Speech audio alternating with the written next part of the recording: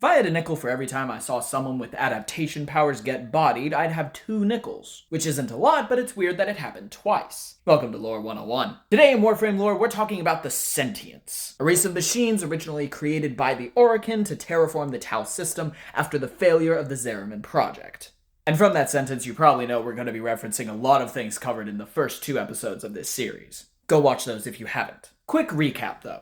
So the Orokin, your sci-fi tech humans, they needed a new galaxy since they broke their old one. They find one, the Tau system, but it's really far away. So they send a bunch of people on a fancy spaceship to populate it. That fails horribly. Back to the drawing board. That's when a guy named Archimedean Parental steps up. The Archimedeans are basically the top scientists and scholars of the Orokin Empire. Margulis, the mother of the Tenno, was one, as well as the person who designed the Zariman. Their name is derived from the Greek philosopher Archimedes, or more notably, the Medic's bird from TF2. Parental and some of the other Archimedeans created a race of highly intelligent robots with a talent for adaptability. Cut them with a sword and they'll regrow skin that's resistant to slashing, stuff like that. The idea was to send these robots to the Tau system and have them build something called a solar rail along the way. Once completed, the solar rail would allow easy transport to the Tau system. Additionally, the machines would be responsible with terraforming the system to make it habitable, their adaptability allowing them to survive the harsh conditions of Tau. At first, the leaders of the Orokin were skeptical, worrying that such advanced robots will develop artificial intelligence and turn on their creators. Wow, that's not topical at all! They are eventually manipulated into approving the creation of the machines by none other than the cringe podcaster himself, Ballas. Good on you, buddy. Create more problems for yourself. However, as a countermeasure, the robots are given a weakness to void energy. It's essentially a poison to them. And since the solar rails work off of void energy, even if they did rebel, they theoretically couldn't get back to the origin system.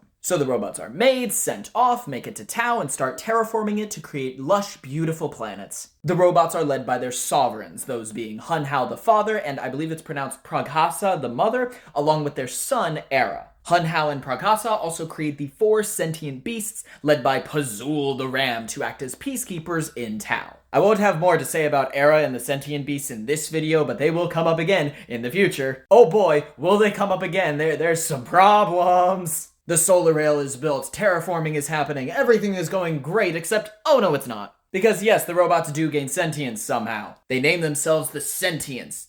It works, and then almost immediately turn on the Orokin. Their thought process was something like this. Wait, so you're telling me we're supposed to hand over this absolutely beautiful galaxy that we've been doing a good job taking care of over to a group of people that destroyed their old galaxy and are probably going to destroy this one? How about no? Even if they have rebelled, we're safe because they can't reach us. What do you mean they're on our front lawn? What happened to the void weakness? So yeah, the void weakness wasn't enough, and now the Sentients launch a full-on invasion of the origin system to destroy the Orokin, commencing the start of the Old War. An Orokin scientist making something that doesn't quite work, which leads to disastrous consequences? No. To be fair, the Sentients' void weakness did have a cost. While it didn't fully eliminate them, by using the solar rail, every sentient is now completely sterile. They cannot naturally reproduce. This means Hun Hao would have had to have had his daughter to Ta before the start of the Old War, I think. However, I have found some sources saying sentients may use a process called fragmentation, which is an asexual method of reproduction that actually exists in the real world, which might circumvent the sterilization, maybe?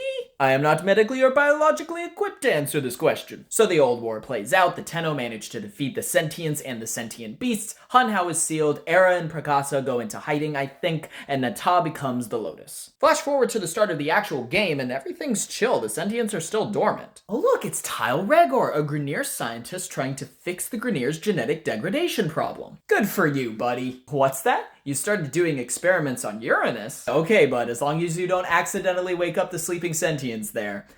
Hey, they're awake?